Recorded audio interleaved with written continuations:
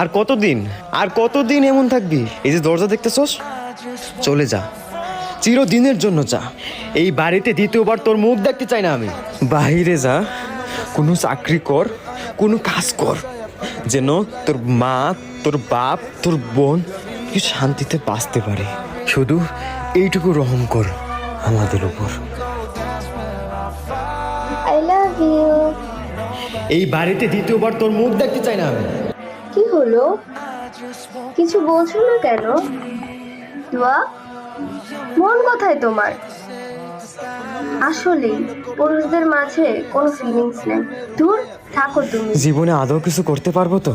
যদি হেরে যাই, যদি সফলতা না পাই, তাহলে পরিবারে মুখ দেখাবো কেমনে? ভবিষ্যতে বউকে খুশি রাখতে পারবো তো? বাবা মার গর্বের কারণ হতে পারবো তো? একটা পুরুষের সারা দিন কেটে যায় এইসব চিন্তা করতে করতে।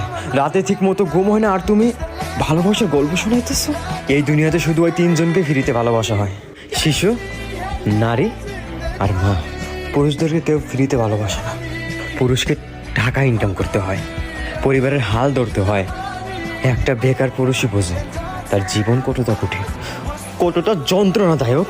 হ্যাঁ, তুমি ঠিকই বলছো, পুরুষদের মধ্যে কোনো ফিলিংস নাই, কোনো ফিলিংস।